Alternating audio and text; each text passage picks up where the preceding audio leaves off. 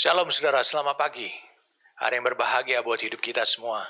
Oleh karena Allah akan menghampiri hidup saudara semua. Karena dia akan menghampiri saudara secara khusus melalui firman-Nya yang hidup. Saya akan melanjutkan apa yang saya sudah sampaikan pewahyuan minggu lalu kepada saudara. Tapi sebelumnya saya ajak kita untuk kita berdoa kepada Tuhan.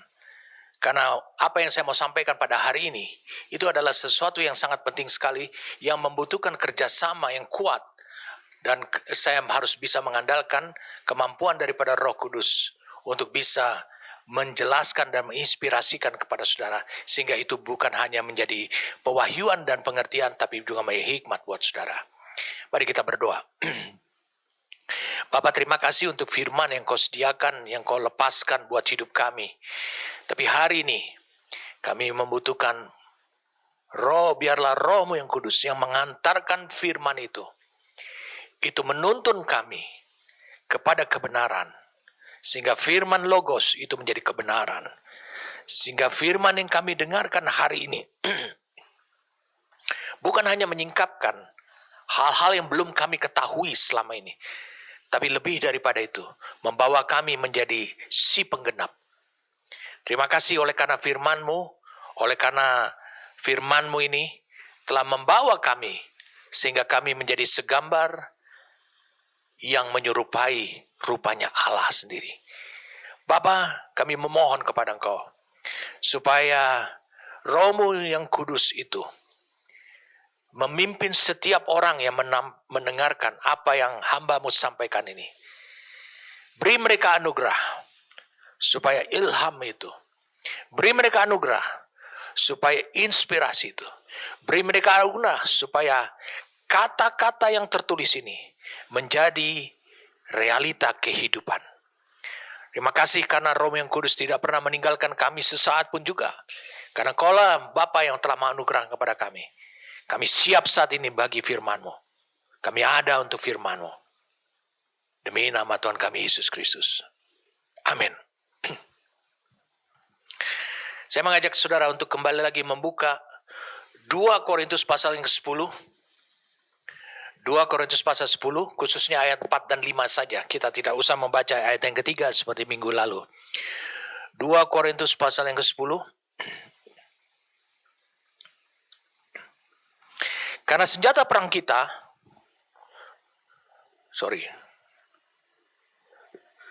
2 Korintus pasal yang ke-10.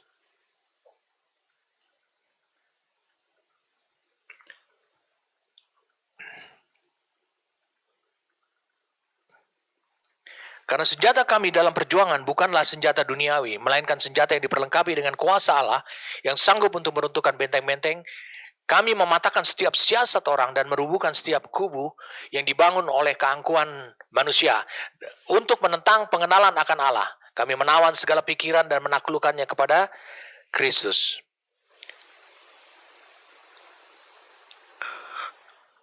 Kalau kita baca dalam ERV Bible, nanti kita juga akan membacanya dalam Amplified Classic Bible.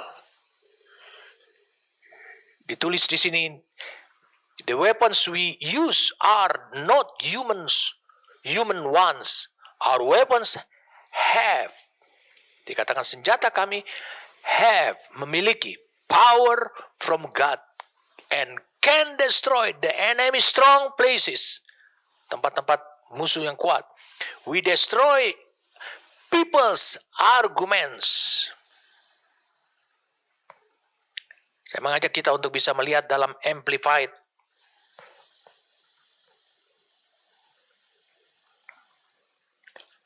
Dalam Amplified Classic Bible. 2 Korintus pasal yang ke-10.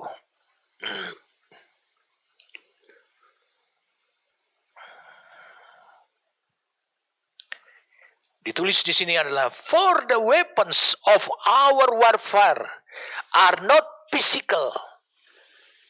Maksudnya physical adalah weapons of flesh and blood. Saudara lihat dalam tayangan.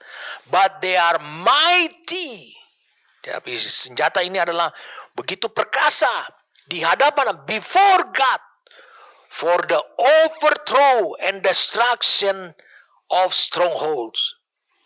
Ayat yang kelima, inasmuch as we refute arguments and theories and reasoning and every proud and lofty things that sets itself up against the true knowledge of God, and we laid every thought and purpose away captive into obedience of Christ, the Messiah and the Anointed One. Satu-satu mulai kita terjemahkannya. Poin yang terpentingnya saja, kalimat yang terpentingnya saja, supaya saudara bisa saya bawa untuk mendapatkan pendetailan pewahyuan dari apa yang saya sudah sampaikan minggu lalu. Di situ dituliskan demikian. Karena senjata perang kita bukanlah senjata darah dan daging. Ini dalam terjemahan ERV tadi. Tetapi senjata yang kuat di hadapan Allah untuk meruntuhkan dan menghancurkan benteng-benteng.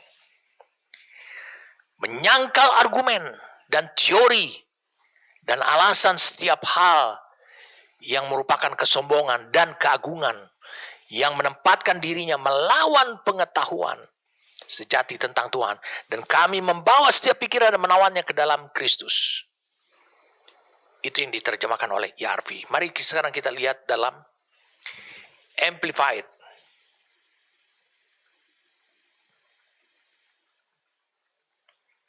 Senjata yang kami gunakan bukan senjata manusia. Senjata kita memiliki kekuatan dari Tuhan. Ini cukup jelas. Dan dapat menghancurkan tempat-tempat musuh yang kuat. Kami menghancurkan argumen orang. Saudara tahu apa yang disebut dengan argumen? Argumen itu adalah alasan ataupun bisa dikatakan adalah bantahan. Alasan bantahan dari orang. Dan kami menentukan setiap gagasan yang sombong, yang bertentangan dengan pengetahuan tentang Tuhan. Kami juga menangkap setiap pikiran dan membuatnya menyerah dan menaati Kristus. Cukup jelas buat kita. Allah tidak punya lagi senjata yang lain yang akan dianugerahkan kepada gerejanya untuk menghancurkan setiap tempat yang kuat buat musuh. 2 Korintus 10 ayat 4 dan 5 cukup jelas menggambarkan kepada kita tempat-tempat kuat bagi musuh. Ini adalah senjata Allah yang kuat. Jadi minggu lalu saya sampaikan, apabila pewahyuan tentang senjata Allah yang sangat kuat ini membuat gerejanya mampu, setelah menerima pewahyuan, mampu untuk bisa menggunakan dan mempraktekkan penggunaan senjata ini ketika mereka bersaksi. Kita tahu senjata dunia ini dipakai oleh iblis untuk menembaki, untuk membabi buta, secara membabi buta, menembaki dan mengambil anak-anak kita, bahkan mengisi rumah kehidupan kita dengan obat-obatan, sikap pemberontakan. Tetapi ingat, Allah tidak tinggal diam melihat situasi seperti itu yang bakal akan terjadi. Allah telah menganugerahkan kepada kita satu senjata yang bisa saudara pergunakan, yang bisa gerejanya pergunakan. Dalam 2 Korintus pasal yang ke-10 ini dengan jelas dipertegas oleh Rasul Paulus dalam 2 Korintus pasal yang ke-10 ini, dengan jelas dikatakan bahwa kemampuan daripada senjata ini, dia sanggup, yang pertama dikatakan dia sanggup meruntuhkan benteng pertahanan. Kemenangan tidak menjadi sempurna atau utuh sebelum engkau menghancurkan benteng terakhir, benteng yang terkuat, tempat musuh bertahan. Dikatakan meruntuhkan benteng, itu yang pertama. Benteng pertahanan, argumen, bantahan, alasan, ataupun juga gaya hidup kemunafikan yang melawan pengenalan akan Allah. Itu banyak hal. Disitulah tempatnya merupakan kekuatan bertahan. Saya katakan bukan menyerang. Bertahannya iblis, musuh kita. Dan Alkitab menulis pada kita dalam 2 Korintus 10 ayat 4 dan 5 ini. Dikatakan kami mematahkan setiap siasat orang. Kami menawan segala pikiran. Tolong ditayangkan. Menaklukkannya kepada Kristus. Berarti sekaligus dua hal. Meruntuhkan benteng pertahanan. Argumen kepura-puraan. Pengenalan akan Allah. Tapi juga sekaligus merebut siapa yang tertawan. Melalui pikirannya. Maka senjata ilahi ini akan sanggup menghancurkan setiap pemikiran yang tertawan. Saya sudah sampaikan kepada saudara penjelasannya. Dan ayat 2 Korintus 10 sudah saya bahas lebih awal kepada saudara minggu lalu. Jadi senjata ini itu menunjukkan satu tempat mengarah kepada lidah yang akan dipakai oleh Allah menjadi senjata ilahi yang bisa menghancurkan semua jenis benteng musuh.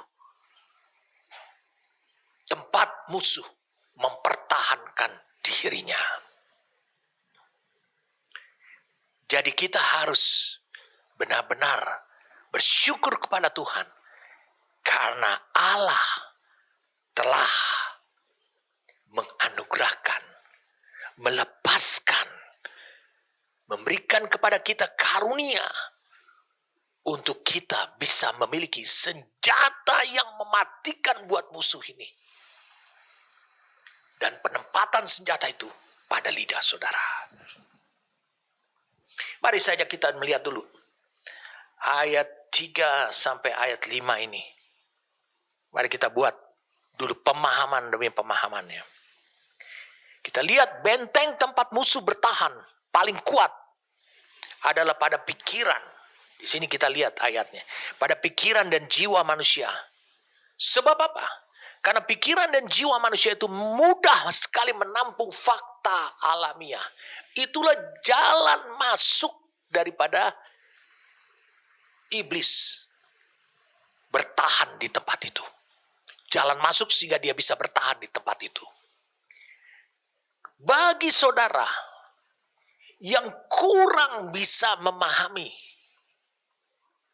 bahwa fakta alamiah itu bisa berubah-ubah dan tidak kekal. Tapi bagi saudara yang bisa menemukan bahwa ada fakta alam yang lain, yaitu alam roh, yang sifatnya kekal. Maka kalau saudara tidak bisa memahami adanya fakta alam roh, maka saudara merupakan tempat yang paling nyaman buat iblis, buat musuh untuk bertahan di dalam pikiran dan jiwa saudara. Jadi benteng tempat musuh bertahan itu adalah pikiran dan jiwa manusia. Lalu medan pertempuran atau peperangan yang jadi perebutan adalah lidah dan mulut manusia. Ingat apa yang saya sudah sampaikan dahulu. Lidah dan mulutmu sebenarnya itu menentukan siapa saudara. Apakah saudara itu adalah budak ataukah saudara itu adalah raja atau orang yang berkuasa. Orang yang berkuasa tidak perlu terlalu banyak penjelasan. Karena urusan mengerti bukan ada pada dirinya. Tapi urusan harus ditaati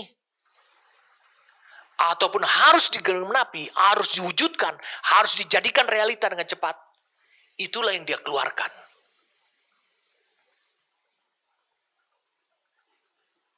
Dan kita tahu bahwa lidah Semua yang termanifestasi dari lidah dan mulut itu bersumber dari hati. Jadi kau bisa lihat, iblis menginginkan bahwa lidahmu itu mengeluarkan hal-hal yang bersumber dari hati yang belum diperbarui, di mana pikiran ataupun perasaan ataupun organ jiwamu yang merupakan unsur yang disebut dengan unsur bagi hati itu masih dikuasai, masih dikoyak-koyak oleh iblis. Tetapi Allah dikatakan yang ketiga sini. Kita sudah belajar tentang benteng. Kita belajar tentang medan pertempuran itu adalah lidah, mulut yang bersumber daripada hati. Makanya Allah tahu. Makanya dikatakan kita harus memiliki senjata ilahi. Yang ketiga disebutnya senjata ilahi. Yang mengandung otoritas dan kuasa. Serta kehendak Allah. Jadi kalau saudara memiliki otoritas dan kuasa Allah. Karena mengizinkan roh Allah berkuasa dalam diri kita. Maka dikatakan, perhatikan baik-baik. Yang pertama engkau akan bisa merebut menurut ayat ini. Para tawanan, orang-orang yang dibelenggu oleh kuasa roh jahat. Termasuk diri saudara pun juga. Kalau saudara pun juga bisa membebaskan pikiran. Dan sehingga saudara menempatkan diri saudara sebagai pemenang. Engkau bisa merebut para tawanan. Orang-orang yang dibelenggu pemikirannya. Setiap pemikiran yang tertawan. Engkau bawa kepada penundukan diri. Sesuai dengan kuasa, otoritas, dan kehendak yang ada di kandung dalamnya. Bahkan di dalam Alkitab ini, dikatakan engkau bisa membawa, menaklukkannya kepada ketaatan, kepada firman Allah yang hidup. Senjata itu ada pada lidahmu. Dan itu terjadi ketika engkau sampai kepada posisi yang baru. Yang disebut dengan kedewasaan rohani. Dan kau akan lakukan terobosan demi terobosan. Bukan hanya, saya ulangi, bukan hanya di alam natural ini. Tapi engkau terlebih lagi, engkau mengalami terobosan di alam spiritual atau alam rohani. Musuh tidak berkutik melawan gerejanya setelah engkau mencapai posisi baru ini. Setelah engkau mencapai kedewasaan rohani ini. Dengarkan saya. Saya mau cerita dulu supaya saudara tahu sejarah sebelumnya. Kronologis sebelumnya. Saya mau beritahu pada saudara. Krisis dan tantangan di masa yang akan datang adalah yang disebut dengan krisis konfrontasi setan. Karena apa? Karena gereja Yesus Kristus membuat terobosan spiritual yang luar biasa. Sehingga setan akan mencicipi cita rasa yang terburuk sepanjang zaman yang pernah dialaminya sejak Yesus Kristus sampai hari ini. Dia tetap akan mengalami cita rasa yang buruk. Tetapi iblis tidak tinggal diam. Dia akan bergerak. Dia akan terus-menerus melakukan konfrontasi, membuat krisis di mana-mana. Karena Alkitab mengatakan waktunya sudah dekat, sudah singkat. Saya ajak kita untuk bisa melihat Wahyu pasal yang ke-12. Supaya saudara mengerti tentang tahapan waktu demi waktu. Wahyu pasal yang ke-12.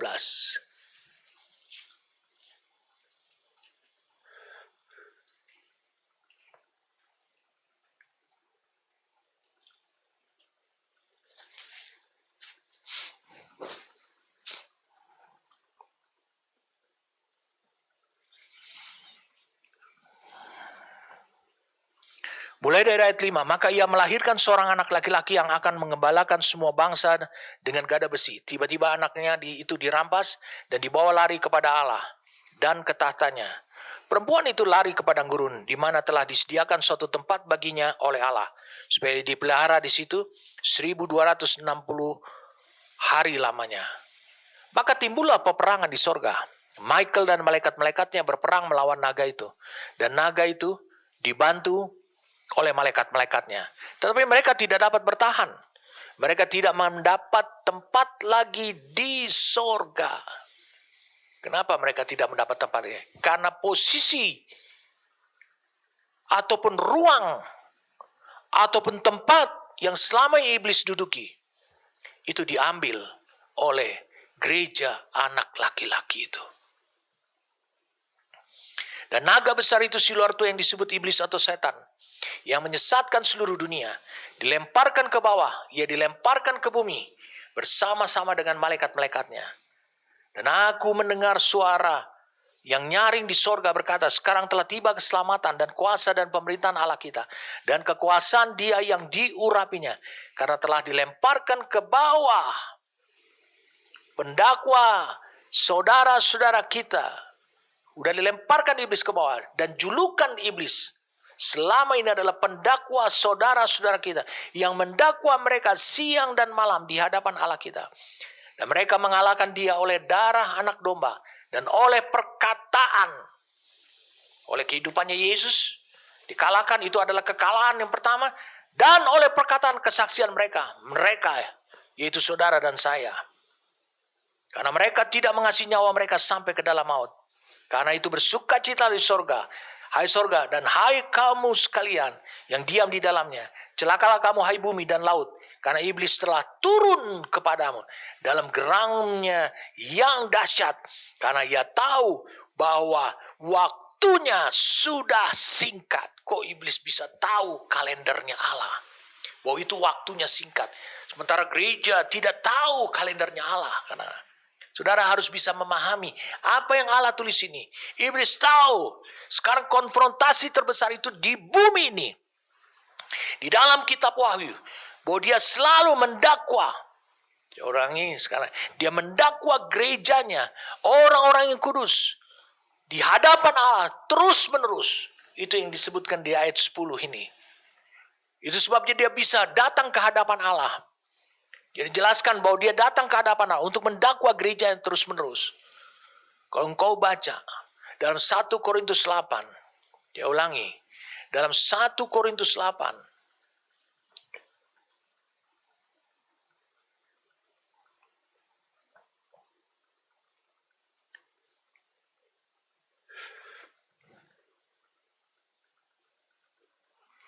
Karena apabila orang melihat engkau yang mempunyai pengetahuan sedang duduk makan di dalam kuil berhala, bukankah orang yang lemah hati nuraninya itu dikuatkan untuk makan daging persembahan berhala? Kemudian kita baca lagi di ayat yang ke-12. Ayat 12 mengatakan demikian. Jika engkau secara demikian berdosa terhadap saudara-saudaramu dan melukai hati nurani mereka yang lemah. Melukai hati nurani mereka yang lemah. Engkau pada hakikatnya berdosa terhadap Kristus. Alkitab memaparkan kepada kita adanya orang-orang di dalam gereja yang hati nuraninya, bukan hatinya. Hati nuraninya lemah. Kalau hati nuraninya mau lemah, di mana hati nurani itu adalah bagian daripada rohmu. Tempat pertama kali Allah mendarat. Saya katakan tempat pertama kali Allah berpijak dalam kehidupanmu. Kalau itu dibuat menjadi lemah, maka pekerjaan Allah terlebih dahulu bukan memenangkan jiwamu. Tapi dia akan memenangkan dulu. Akan menguatkan rohmu. Sebab seluruh hatimu, di mana adalah hati nurani ditambah dengan jiwamu, itu bisa dimenangkan apabila hati nuranimu kembali kuat. Jadi iblis mendakwa mereka yang hati nuraninya lemah. Tapi saatnya dikatakan, apabila gerejanya, bukan hanya Yesus saja yang naik dan duduk di tata di surga. Tapi apabila gerejanya mengalami pendewasaan rohani, seperti anak laki-laki, duduk di tata, menggembalakan yang sama dengan tongkat besi, menggembalakan bangsa-bangsa, maka iblis tidak punya tempat lagi. Maka Allah seolah berkata, iblis, engkau tidak bisa lagi ke sorga, berdiri di hadapanku. Dan masa seperti ini telah terjadi sekarang. Dan kita masuk sekarang pada masa krisis, konfrontasi iblis di bumi, dan bukan lagi di sorga. Mari kita lihat, saudara. Alkitab menjelaskan ayat 13, dan ketika naga itu sadar bahwa ia telah dilemparkan di atas bumi, ia memburu perempuan yang melahirkan anak laki-laki itu. Kepada perempuan itu diberikan kedua sayap dan burung nasar yang besar, supaya ia terbang ke tempatnya di padang gurun, di mana ia dipelihara jauh dari tempat ular itu selama 1 masa, 2 masa, dan setengah masa. Lalu ular itu menyemburkan dari mulutnya air sebesar sungai ke arah perempuan itu, supaya ia dihanyutkan sungai. Tetapi bumi datang menolong perempuan itu. Ia membuka mulutnya dan menelan sungai yang disemburkan naga itu dari mulutnya. Maka marahlah naga itu kepada perempuannya, lalu pergi memerangi keturunannya yang lain, yang menuruti hukum-hukum Allah dan memiliki kesaksiannya, dan ia tinggal berdiri di pantai laut. Saudara bisa lihat bahwa gereja diwujudkan sebagai anak laki-laki memegang area sorga. Kemudian kita lihat juga gereja yang masih ada di bumi, gereja sebagai gambaran perempuan itu, dia berkehidupan di bumi ini. Berarti ada 2 alam sebagai area jangkauan daripada gerejanya, yakni alam roh termasuk surga, jangan saudara lepas, dan alam nyata atau kehidupan di bumi ini. Allah bangkitkan manusia di akhir zaman ini dengan membawanya ke level kedewasaan rohani, supaya saudara tahu bahwa kebangkitan generasi terakhir ini adalah pendewasaan sebenarnya. Sehingga saudara juga bisa tahu bagaimana memanifestasikan kehidupan kuasa dan otoritas Allah itu, serta kemenangan itu di sorga dan juga di bumi oleh gereja yang masih hidup di bumi ini. Alkitab, dan aku mendengar suara yang nyaring di sorga berkata, sekarang telah tiba keselamatan dan kuasa dan pemerintahan Allah kita, dan kekuasaan Dia yang diurapi, karena telah dilemparkan ke bawah pendakwa saudara-saudara kita yang mendakwa mereka siang dan malam. Didengarkan adalah suara dari sorga. Lalu kemudian didengar lagi adalah kata pendakwa saudara-saudara kita yang mendakwa mereka siang dan malam. Dia dengar suara ini, menunjukkan bahwa gereja memiliki 2 area jangkauan alam, yaitu sorga dan bumi. Jadi sangat penting sekali kedewasaan rohani.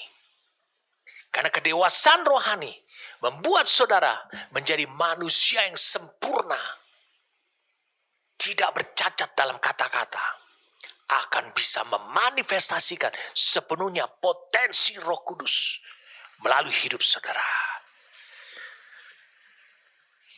Mari saja kita melihat Efesus pasal 4 ayat 13 dan 15. Sampai kita semua datang dalam kesatuan iman dan pengetahuan tentang Putra Allah, kepada manusia yang sempurna. Itu yang ditulis oleh King James Version. Hingga tingkat pertumbuhan kegenapan Kristus. Bahwa kita mulai sekarang bukan lagi anak-anak diombang-ambingkan ke sana kemari dan dibawa oleh setiap angin ajaran, oleh tipu muslihat manusia, dan kelicikan yang licik, di mana mereka menunggu untuk menipu. Itu terjemahannya King James Version. Tetapi berbicara kebenaran, memperkatakan kebenaran dalam kasih, dapat tumbuh menjadi dia, dapat tumbuh menjadi seperti dia dalam segala hal yang adalah kepala, yaitu Kristus. Kita bertumbuh karena. Jadi kita lihat, pendewasaan ini sangat penting sekali. Kalau begitu, saudara, ini penting buat saudara, untuk engkau bisa memahami, ada 3 kehidupan, ada 3 langkah kehidupan, ada 3 hal yang harus saudara benar-benar hidup secara rohani dan harus hidup oleh kekuatan Allah. Yang pertama, Tuhan memanggil saudara ke posisi baru, yaitu posisi rohani, di mana saudara sampai kepada suatu posisi yang disebut dengan posisi pertanggungjawaban atau akuntabilitas. Mari kita lihat Roma 14. Roma pasal 14. Kita akan lihat banyak ayat di sini. Roma 14.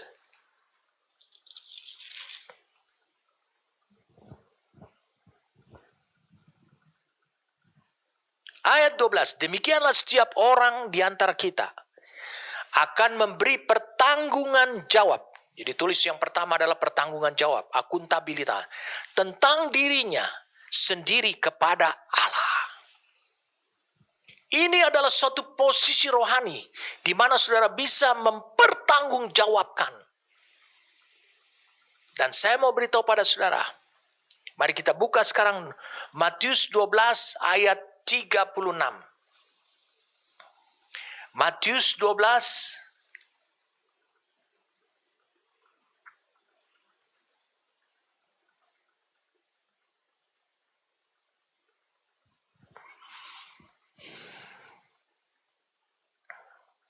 ayat 36. Tetapi aku berkata kepadamu, setiap kata sia-sia yang diucapkan orang harus dipertanggungjawabkannya pada hari penghakimannya. Kepada siapa? Hakim Agung Allah sendiri yang duduk di tahta. Tahta itu adalah lambang dia adalah raja yang berdaulat, dan dia adalah lambang daripada menyatakan bahwa dia menjabat sebagai hakim. Jadi kita sekarang harus sadari, kita harus sampai kepada posisi rohani.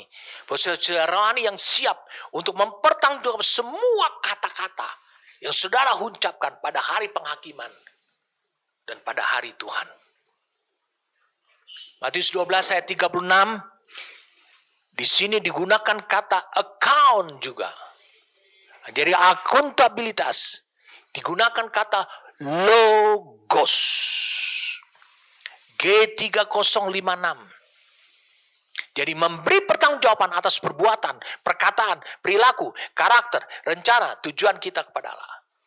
Tapi saudara jangan khawatir. Melalui perbuatan kau bisa memberi pertanggungjawaban bahwa engkau sudah berubah. Saya ulangi, engkau sudah berubah. Karena Alkitab Roma 14 ayat 12 mengatakan, dalam segala hal engkau harus memberikan pertanggungjawaban. Dan kalau engkau melihat di Efesus 4 ayat 29, janganlah ada perkataan kotor keluar dari mulutmu, tapi pakailah perkataan yang baik untuk membangun di mana perlu supaya mereka yang mendengarnya beroleh kasih karunia. Kita harus bisa mempertanggungjawabkan kenapa ada kata-kata kotor.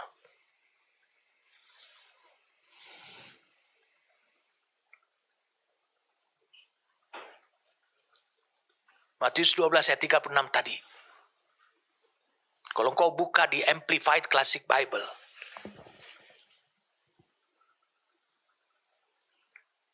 dengarkan saya. Ini membuka. But I tell you, One the day of judgment, man will have to give account for every idle, inoperative, non-working word they speak. For by your words, you will be justified and acquitted. And by your words, you will be condemned and sentenced. Terjemahan bebasnya ini. Tapi aku berkata kepadamu, pada hari penghakiman, manusia harus mempertanggungjawabkan setiap kata yang sia-sia, tidak berguna, tidak bermanfaat yang mereka ucapkan. Karena menurut kata-katamu, kamu akan dibenarkan dan dibebaskan dari penghakiman. Menurut kata-katamu. Dan menurut kata-katamu, kamu akan divonis dan dihukum. Kata-kata kita itu adalah petunjuk tentang hati kita. Dan Alkitab dikatakan dalam Mazmur, Allah menyelidiki hati, Allah menguji hati. Jadi harus hati-hati menggunakan kata-kata, apakah itu bermanfaat. Bukan berarti saudara tidak boleh bersendagurau. Boleh bersendagurau asal dimengerti oleh orang tersebut bahwa saudara sedang bersendagurau. Tetapi apabila mungkin saudara maksudkan sendagurau, tapi orang lain tidak mengerti, sehingga itu tidak bermanfaat kepada orang lain. Saya mau beritahu pada saudara, ini akan terjadi pada hidup saudara. Ini yang sebenarnya terjadi. Amsal 26, mari kita lihat. Amsal 26.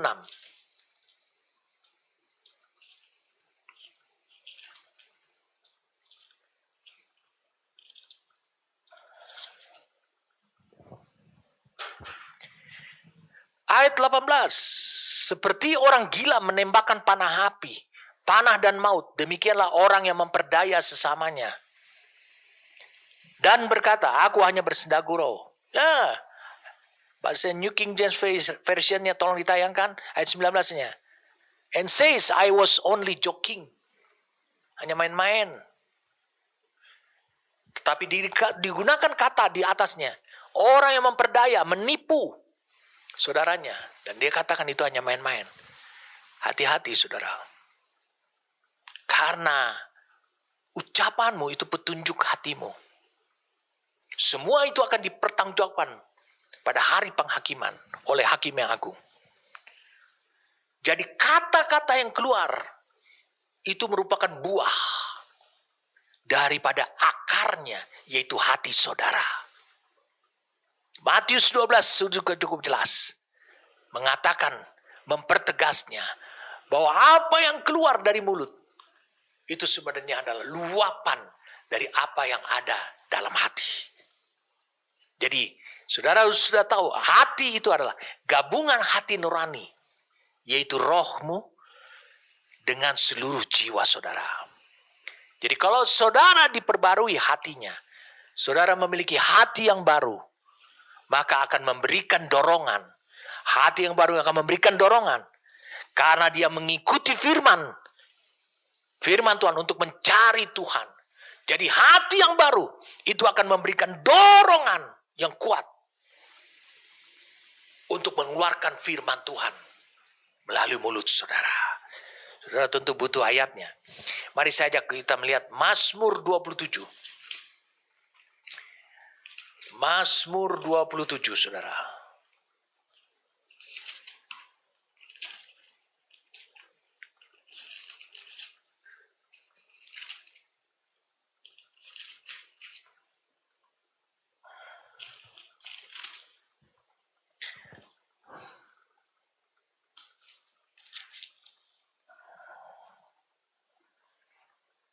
Ayat 8. Hatiku mengikuti firman-Mu. Yang berkata bagaimana? Carilah wajahku. Itu firman-Nya. Firman-Nya berkata demikian. Carilah wajahku, wajah Tuhan. Maka wajah-Mu ku cari ya Tuhan. Wow. Hati yang baru itu akan memiliki suara firman yang mencari Tuhan yang akan mengutamakan Tuhan. Dan itu akan dimanifestasikan melalui mulut, melalui perkataan. Mari kita lihat sekarang Mazmur 17. Mazmur 17.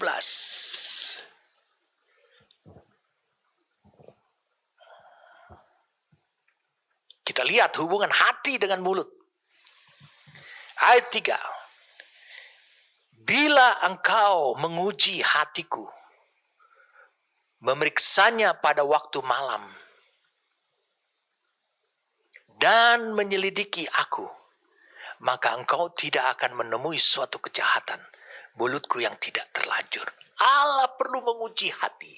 Allah perlu mengunjungi hatimu. Mengapa?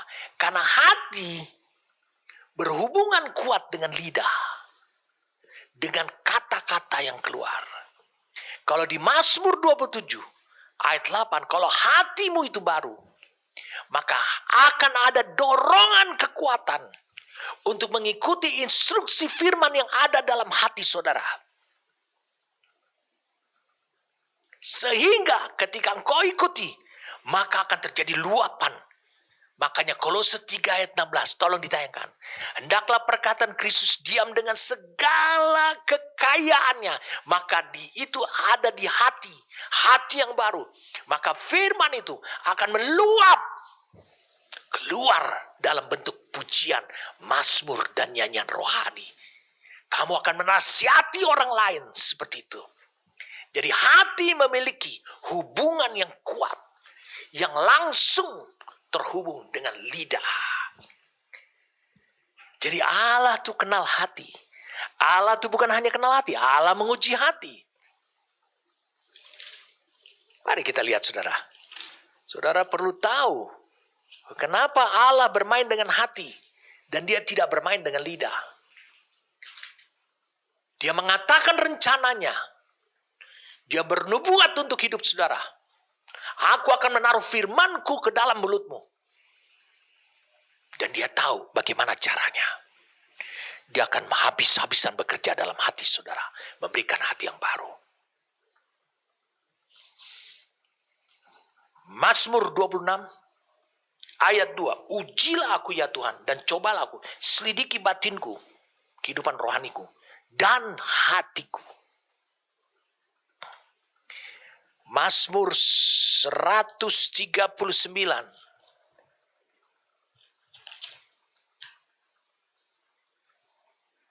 Mazmur 139 ayat yang ke 23. Selidiki aku ya Allah dan kenalah hatiku. Hati yang jahat Allah tidak kenal. Ujilah aku dan kenalah pikiran-pikiranku. Kembali lagi Allah membawa saudara kepada suatu pemahaman. Kenalah pikiran-pikiran. Kalau Allah sudah mengenal, sudah menguji hati saudara, Allah perlu mengenal pikiranmu. Kenapa? Karena itu adalah satu rangkaian dari hati. Itu akan bagaimana kata-kata yang harus diucapkan oleh lidah itu akan ditransmisikan dulu, dialirkan dulu kepada pikiran.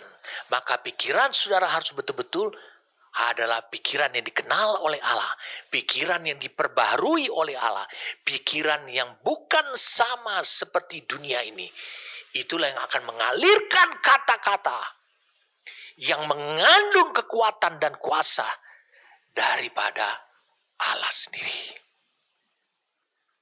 Jadi kalau bukti daripada hatimu telah diuji, saudara tidak bersalah dalam perkataan atau mulut. Bukti bahwa hatimu telah diuji, saudara tidak akan bersalah dalam perkataan dan mulut.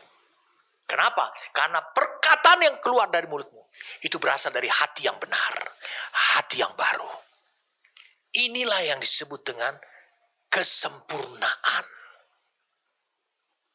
Saya katakan ini yang disebut dengan kesempurnaan yang dimaksudkan oleh Yakobus 3 ayat yang 2. Jadi kedewasaan itu akan membawa kita tidak bersalah dalam perkataan. Karena apa? Karena saudara sekarang sudah sampai kepada suatu posisi rohani, yaitu posisi rohani yang dewasa, yang disebut dengan posisi akuntabilitas atau pertanggungjawaban. Saudara bisa mempertanggungjawabkan kepada Allah. Yang kedua, perhatikan baik-baik. Yang kedua, itu disebut dengan suatu langkah kehidupan saudara, yang disebut dengan engkau sampai kepada suatu kehidupan yang disebut dengan posisi tanggung jawabmu. Tanggung jawabmu atau responsibilitasmu. Dengarkan baik-baik. Ketika engkau mengalami tuduhan-tuduhan, mari kita lihat sekarang Matius pasal yang ke-26, apa yang dialami oleh Yesus.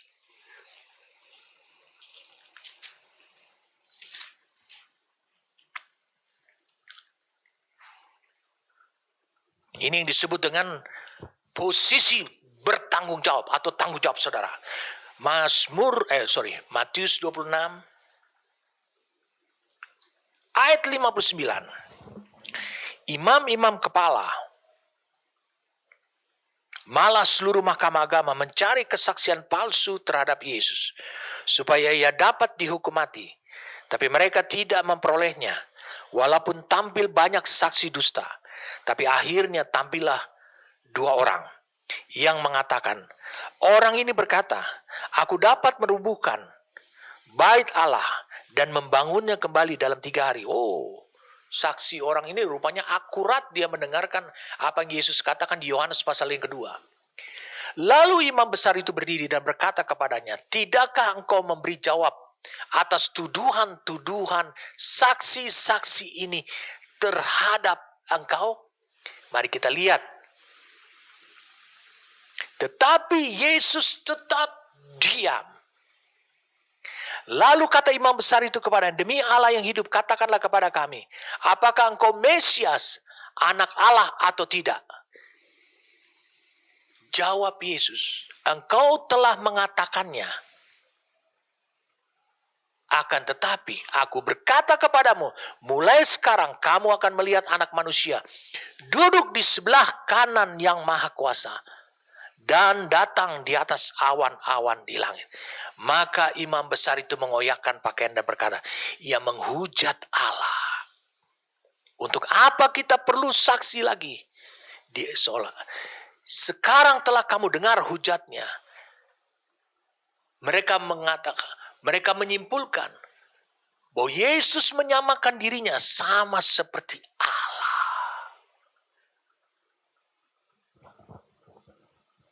Perhatikan baik-baik. Posisi ini tidak sembarang orang bisa sampai ke titik ini. Engkau harus bisa memberi jawab atas tuduhan dari saksi-saksi dusta. Mengatakan yang sebenarnya tentang posisi rohanimu, tentang kebenaran yang sudah terjadi, yang sudah menjadi realita dalam hidupmu. Engkau harus mengatakan itu tanpa mengurangi sedikit pun juga. Dan pandanganmu tidak boleh kau arahkan kepada hasil akhirnya apa. Orang itu akhirnya mengancam aku, membunuh aku, membuat aku lebih menderita. Tidak peduli. Tapi tanggung jawab saudara sama seperti Yesus. Engkau harus menanggapi, memberikan jawaban yang tepat. Mari saya ajak saudara untuk bisa melihat satu ayat di Markus 12. Bagaimana Yesus memberikan jawaban yang tepat. Memberi jawaban yang tepat. Sebagai tanggung jawab dia untuk menyatakan siapa dirinya. Dan kalaupun orang melanjutkan lagi kepada hukuman, kepada suatu pernyataan mengatakan bahwa orang ini menghujat Allah, patut dihukum, tidak perlu disidang lagi. Markus 12 ayat 28. Lalu seorang ahli Taurat yang mendengar Yesus dan orang-orang Saduki bersoal jawab dan tahu bahwa Yesus memberi jawab yang tepat kepada orang-orang itu, datang kepadanya dan bertanya, hukum manakah yang paling utama? Lihat, Yesus selalu memberi jawab yang tepat atas orang-orang yang sesat, yang pemahamannya keliru. Seperti orang-orang Saduki, seperti para ahli Taurat. Itu tanggung jawabnya. Yesus tidak peduli, tidak mengarahkan pandangannya. Tidak membuat strategi.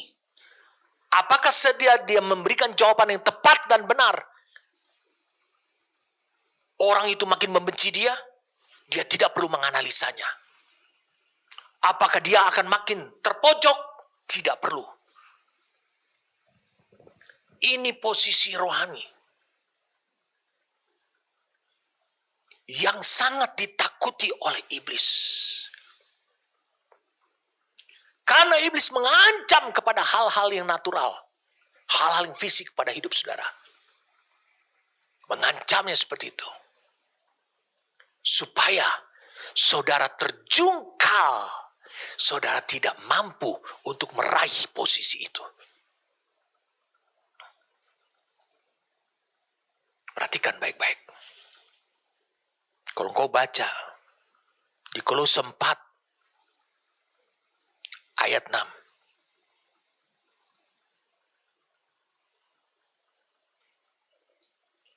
Kolose 4 ayat 6. Hendaklah kata-katamu senantiasa penuh kasih. Jangan hambar. Artinya tanpa garam. Kalau engkau lihat di King James Version-nya, season diberi rasa with salt. Jadi jangan kata-katamu itu tidak mengandung rasa atau hambar. Sehingga kamu tahu bagaimana kamu harus memberi jawab kepada setiap orang.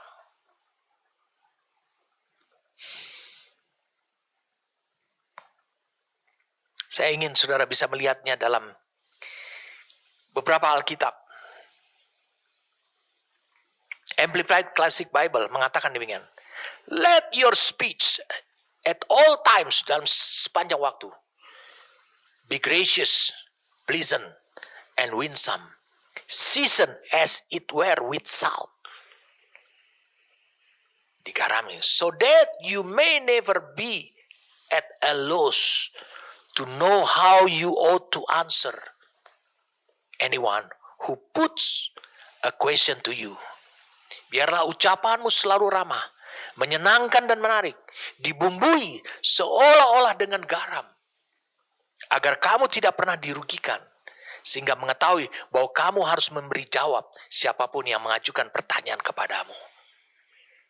Kalau dalam sebuah Alkitab namanya ke Alkitab CEB, Contemporary English Bible, dikatakan demikian. Your speech should always be gracious and sprinkle with insight, wawasan kedalaman, so that you may know how to respond to everyone. Perkataanmu harus selalu ramah, diperciki dengan wawasan yang dalam, yang luas, sehingga engkau tahu bagaimana menanggapi setiap orang. Kalau dalam Alkitab King James Version, tadi saya sudah baca buat saudara, itu jelas buat saudara. Dikatakan, let your speech be always with grace, seasoned with salt, that ye may know how ye ought to answer. Memberi jawab atau merespon, itu digunakan kata apokrinomai. Apokrinomai. Itu artinya G611 adalah merespon. Jadi biarlah perkataanmu selalu dengan kasih karunia yang dibumbui dengan garam, memberi rasa enak katanya. Sehingga engkau tahu bagaimana seharusnya menanggapi setiap orang. Menanggapi setiap orang itu berbeda-beda, tetapi engkau tetap berada di dalam posisi. Engkau siap dengan risikonya. Orang itu menerima atau tidak menerima. Tapi engkau tetap mempertahankan posisimu itu. Melalui mulutmu. Saudara bisa bayangkan.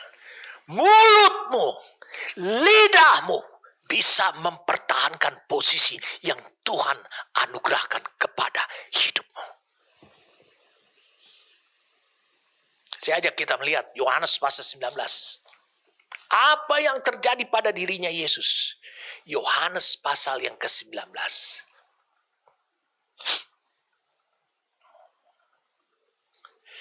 Mari kita lihat ayat yang ke-9. 19 ayat 9.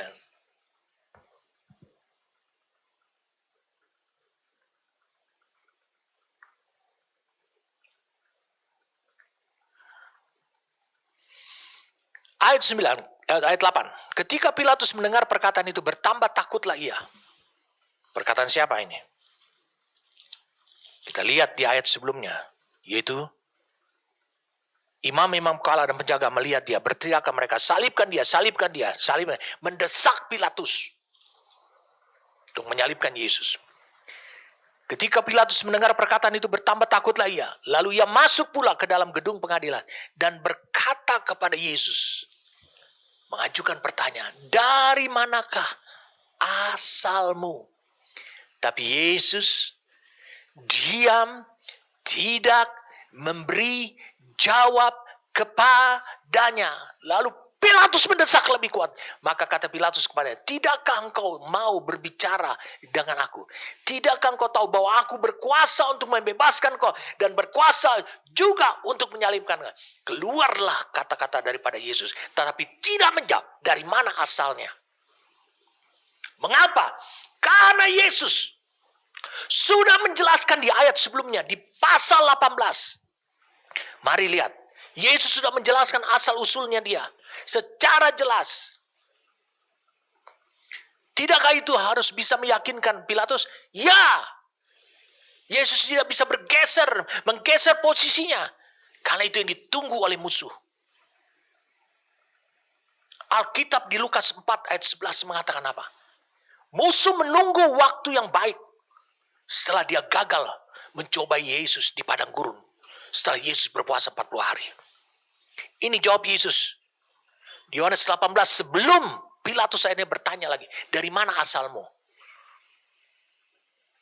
Jawab Yesus ayat 36, Yohanes 18, kerajaanku bukan dari dunia ini. Jika kerajaanku dari dunia ini, pasti hamba-hambaku telah melawan, supaya aku jangan diserahkan kepada orang Yahudi. Akan tetapi kerajaanku bukan dari sini. Bukankah ini adalah jawaban untuk Pilatus? Kenapa Pilatus harus bertanya lagi? Ayat 19-nya, ayat 37-nya. Maka kata Pilatus kepadanya, jadi engkau adalah raja.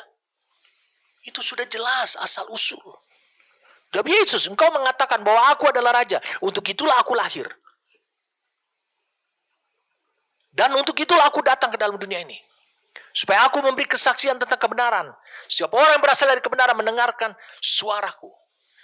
Pertanyaannya Pilatus kemudian, dari manakah asalmu? Ini adalah cobaan buat Yesus untuk menggeser. Saya katakan, lidah perkataannya Yesus, hatinya Yesus, bahwa dia benar berasal daripada Allah. Bahwa dia benar berasal dari kerajaan yang bukan dari dunia ini, tapi yang disebut dengan kerajaan Bapa. Berupaya digeser melalui pertanyaan itu. Makanya Yesus terdiam. Sebab kalau Yesus menjawab,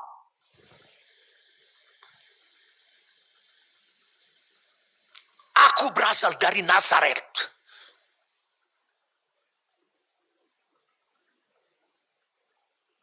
mungkin Pilatus akan membebaskan dia. Karena kejadian itu terjadi di Yerusalem.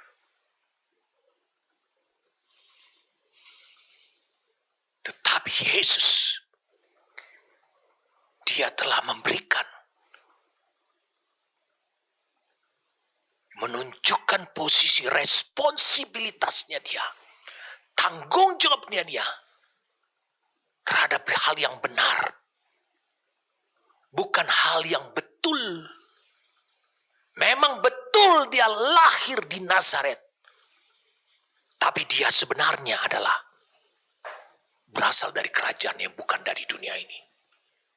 Dan dia adalah kerajaan kebenaran. Jadi Yesus tidak memberi jawab karena Yesus sudah memberikan penjelasan siapa dirinya. Sifat dasar kerajaannya bukan natural. Lalu Pilatus mencoba mengiming-imingi dia, menyuap Yesus dengan menjanjikan kemerdekaan melalui kekuasaannya Pilatus yang memerdekakan dia. Seperti kemudian kita tahu Pilatus bisa memerdekakan Barabas. Tetapi Yesus tahu bahwa itu memang betul. Tetapi itu bukannya benar. Yesus telah menjelaskan dengan rinci dan cukup memuaskan kepada Pilatus tentang ketidakbersalahannya. Sebenarnya Pilatus sudah diyakinkan. Sekarang tinggal tugas Pilatus untuk mengambil keputusan, bertindak berdasarkan hati nuraninya atau bukan. Bahkan istri Pilatus telah menulis surat mengatakan bahwa itu orang benar. Kenapa? Tadi malam, semalam-malaman, aku diganggu melalui mimpi. Dia menyatakan itu untuk memberikan dorongan kepada Pilatus. Dorongan kekuatan kepada hati nuraninya. Tetapi ketika Pilatus, kemudian saya katakan, setelah Yesus menjelaskan, dengarkan saya. Setelah Yesus menjelaskan asal-usulnya yang sebenarnya, di Yohanes pasal yang ke-18, saudara mungkin akan terkaget. Pasal 19-nya, ayat 1. Ini yang dilakukan oleh Pilatus. Pasal 19-nya, ayat 1. Lalu Pilatus mengambil Yesus dan menyuruh orang menyesat dia. Kenapa dia harus disiksa lagi? Setelah Yesus menjelaskan Pilatus akan ketidakbersalahannya, namun kemudian Pilatus tetap menyuruh menyesah atau menyiksa Yesus.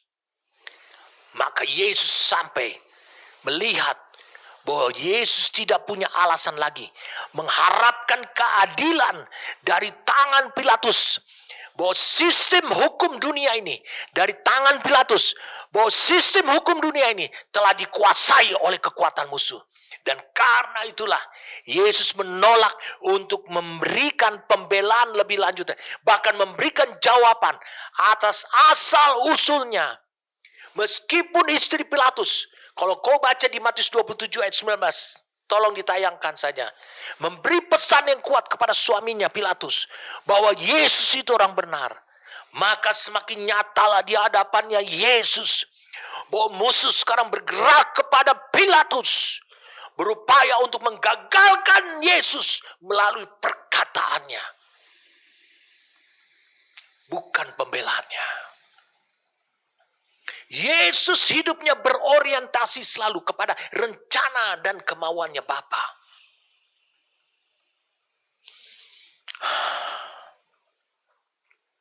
Saya ulang, dia selalu berorientasi kepada rencana dan kemauan.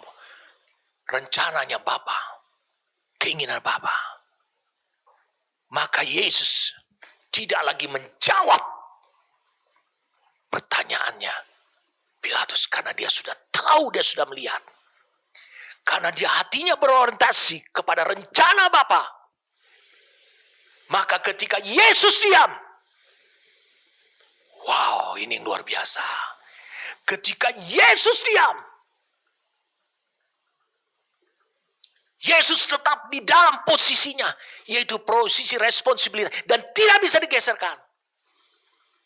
Jadi ketika Yesus diam, maka genaplah firman Tuhan. Saya ulang, maka genaplah firman Tuhan. Ketika Yesus diam, maka genaplah firman Tuhan yang dinubuatkan oleh Nabi Yesaya ribuan tahun sebelumnya. Itu yang keluar dari hati, Yang saya sampaikan tadi di Mazmur 23. Mazmur 28. Mazmur 28. Itu yang keluar dari hati Yesus.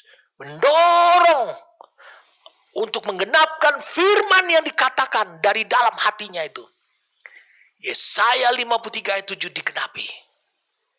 Dia dianiaya, tetapi dia membiarkan diri ditindas. Ini sudah terjadi. Dan tidak membuka mulutnya. Seperti anak domba yang dibawa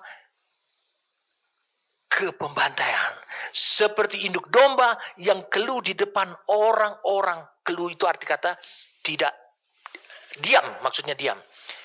Di depan orang-orang yang menggunting bulunya. Ia tidak membuka mulutnya. Ini adalah satu posisi rohani. Maka Yesus lebih mementingkan terlaksananya rencana Bapa daripada ngotot bahwa dia difitnah atau tidak bersalah. Dan dia memberitahu bahwa dia bukan berasal dari Yerusalem. Dia tidak mengancam orang ahli Taurat atau orang Farisi. Dia berasal dari Nazaret yang hanya punya sinagoge, tidak punya bait suci. Dia diam. Karena apa? Karena dia sudah sampai di posisi rohani seperti itu.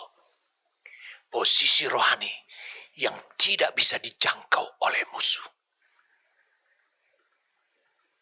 Itulah responsibilitas. Yang ketiga, disiplin. Yang pertama adalah akuntabilitas. Yang kedua adalah responsibilitas, tanggung jawab. Yang pertama pertanggungan jawaban. Yang kedua adalah tanggung jawab saudara apa? Untuk menyatakan kebenaran. Sehingga saudara tetap berada di posisi yang Allah telah anugerahkan pada saudara. Dan yang ketiga adalah disiplin.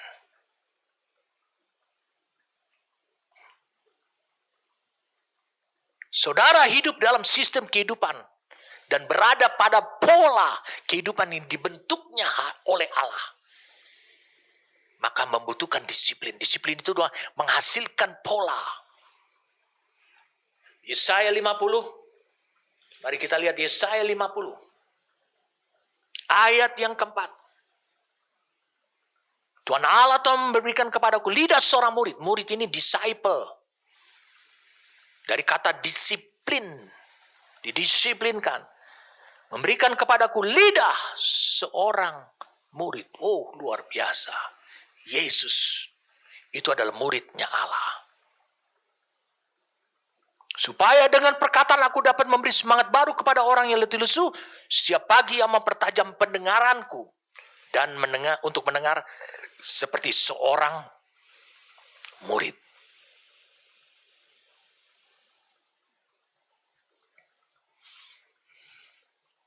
Mengapa dia harus memberikan kepada kita lidah yang harus didisiplinkan oleh Allah? Jadi dengarkan saya, tinggalkan semua rumus yang diajarkan oleh dunia ini tentang pengendalian lidah. Itu tidak benar. Kenapa? Karena hanya Allah yang mampu mendisiplinkan lidahmu. Dengan menaruhnya suatu pola kehidupan dalam dirimu. Mari kita lihat sekarang. Yesaya 49. Ini yang Allah mau lakukan. Ayat 2. Ia telah membuat mulutku sebagai pedang yang tajam. Dan membuat aku berlindung di dalam naungan tangannya. Ia telah membuat aku menjadi anak panah yang runcing. Dan menyembunyikan aku dalam tabung panahnya. Ia membuat aku menjadi anak panah yang runcing. Untuk tujuannya dia. Maka yang pertama kali Allah lakukan adalah dia mengasah mulut saudara. Itu bagaikan pedang yang tajam.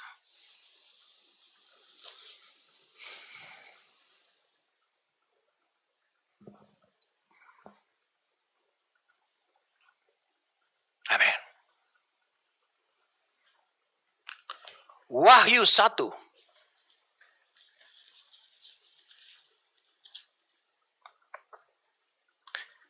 Wahyu 1.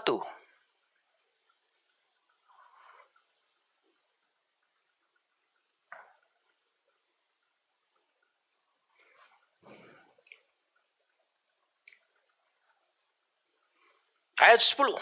Pada hari Tuhan aku dikuasai oleh roh, dan aku mendengarkan dari belakangku suatu suara yang nyaring. Seperti bunyi sangkakala. Katanya, apa yang kau lihat, tuliskanlah di dalam sebuah kitab, dan kirimkanlah kepada ketujuh jemaat ini, dan ke Efesus, ke Smyrna, ke Pergamos, ke Tiatira, ke Sardis, ke Philadelphia, dan ke Laodikia. Lalu aku berpaling untuk melihat suara yang berbicara kepadaku. Berpaling melihat suara. Bukan berpaling mendengar suara. Dia sudah mendengar, dia sekarang mau melihat suara, wujudnya, bagaimana ekspresi, bagaimana karakteristik dari suara itu. Setelah aku berpaling, tampaklah kepadaku 7 kaki dian dari emas, dan seterusnya. Lalu apa yang nampak lagi? Ayat 16-nya. Dan di tangan kanannya ia memegang 7 bintang. Dan dari mulutnya, itu ekspresi saja, keluar sebilah pedang tajam bermata 2. Dan wajahnya bersinar-sinar bagaikan matahari yang terik. Dia melihat ekspresi daripada suara itu. Seperti keluar dari mulutnya, itu seperti sebilah pedang tajam bermata 2. Allah mau membuat, karena Allah yang telah membuat mulutnya Kristus seperti itu. Maka Allah, menurut Yesaya 49 ayat 2, dia akan membuat mulut saudara. Dia akan disiplinkan mulut saudara. Dan dia tahu mulut itu bersumber dari hati. Dia tahu bagaimana membuat mulut saudara itu tajam seperti Kristus. Karena perkataan saudara itu adalah petunjuk hatimu. Maka suatu ketika Yesus mengatakan di Yohanes 6 ayat 63. Tolong ditayangkan. Perkataan-perkataan yang kukatakan adalah roh Allah. Roh, seluruh rohnya. Seluruh sifatnya. Seluruh otoritasnya. Seluruh kuasanya. Dan hidup, yaitu Zoe. Hidup ilahinya Allah.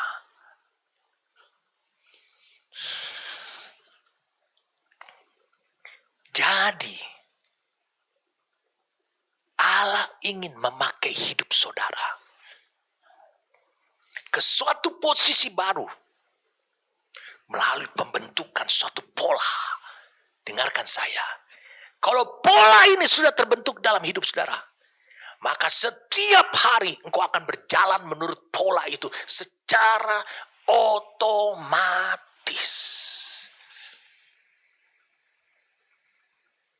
Jadi saudara tahu sekarang bagaimana caranya strategi iblis untuk membuat,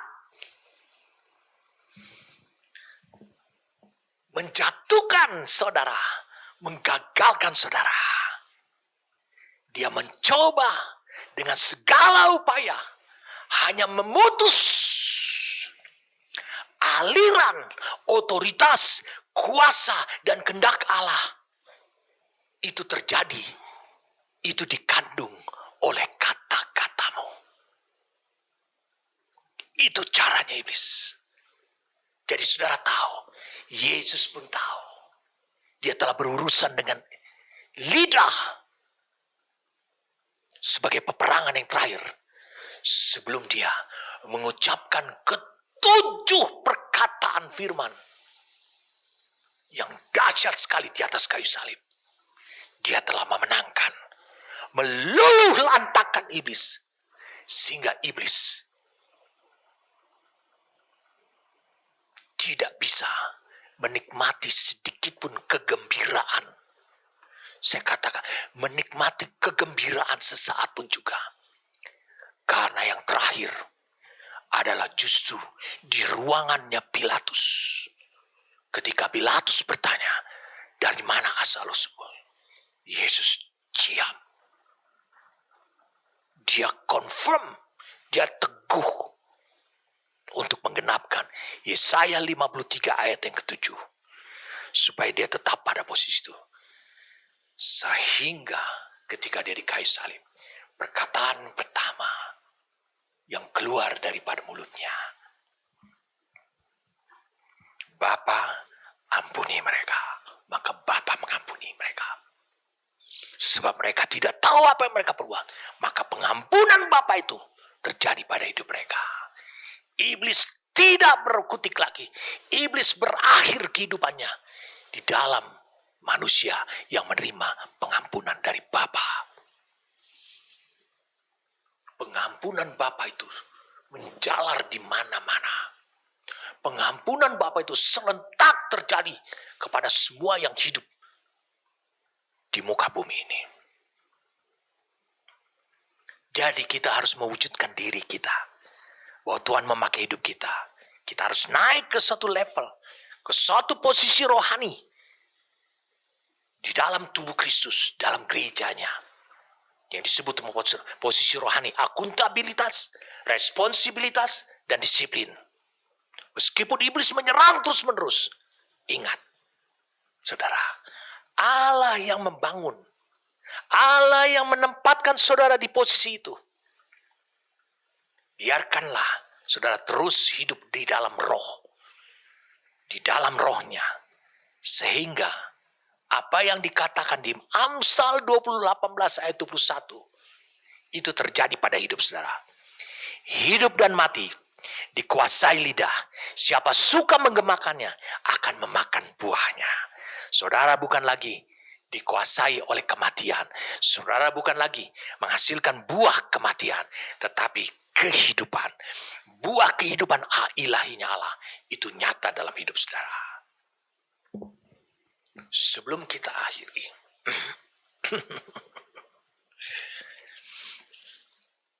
Ada satu firman Tuhan.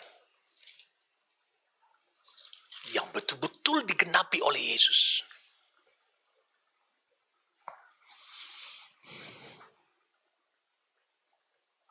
Dan Allah menyingkapkan. Itu adalah kemenangan telak. Yesus kepada iblis. Bukan hanya 3,5 tahun yang lalu di padang gurun. Tapi itu adalah kemenangan telak. Untuk seterusnya bagi gerejanya. Wahyu 12. Lalu kemudian kita akan berdoa. Wahyu 12.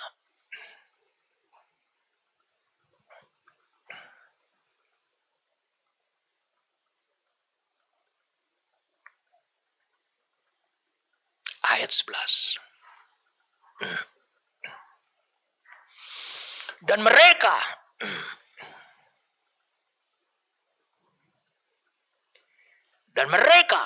yaitu gerejanya mengalahkan dia oleh darah anak domba. Apa yang Yesus sudah mulai.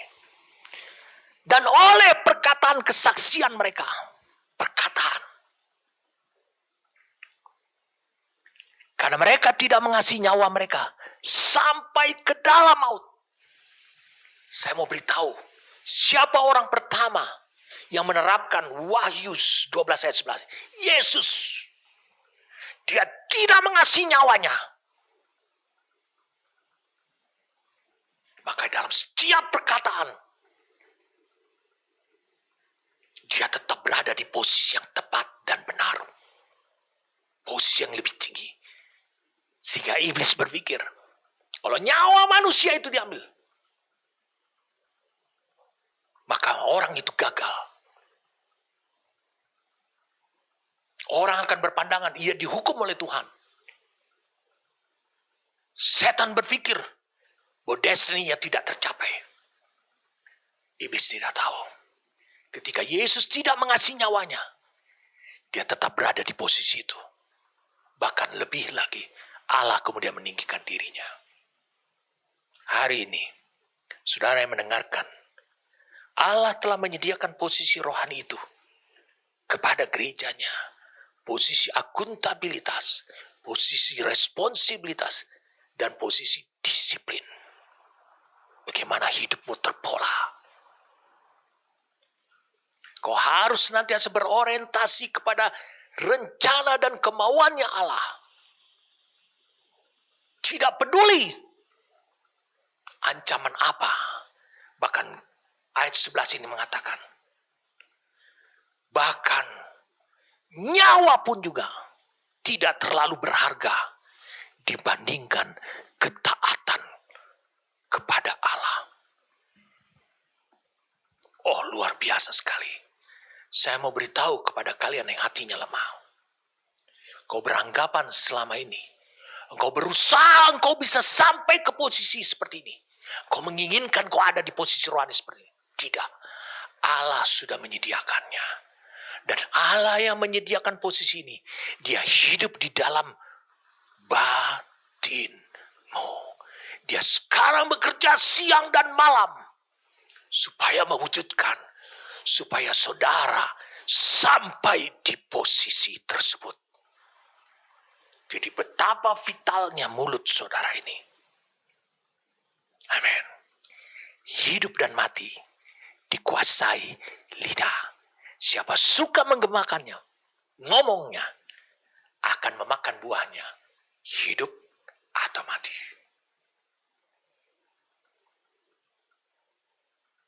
Sampai berjumpa di puncak. See you on the top. Amin. Terima kasih.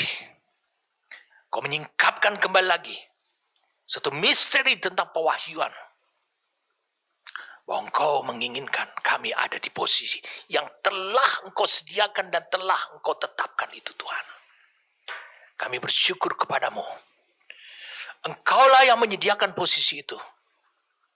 Dan engkau yang telah membuktikan bahwa satu anak manusia yang pertama telah mencapai posisi itu. Yaitu Yesus yang sekarang menjadi Kristus. Terima kasih Tuhan. Kau menunjukkan jalan yang termudah. Bukan untuk dengan cara kekuatan kami. Bukan dengan gagah perkasa kami. Untuk kami mencapai posisi itu. Hamba berdoa saat ini buat semua saudara-saudara yang mendengarkan firman ini. Yang hatinya lemah. Saat ini dengarkanlah apa yang dikatakan oleh Tuhan kepada dirimu. Aku yang menyediakan posisi ini. Dan aku tahu engkau akan menduduki posisi itu. Ini firman Tuhan. Ini yang Tuhan katakan kepada saudara. Aku tahu bahwa engkau akan sampai kepada posisi itu. Karena itu izinkanlah Roh yang Kudus, firman-Nya bekerja lebih lagi. Sebab di dalam rohnya, di dalam firman-Nya, semuanya yang dikandung oleh Allah itu ada. Selamat sampai bertemu di posisi puncak tersebut. Tuhan memberkatimu.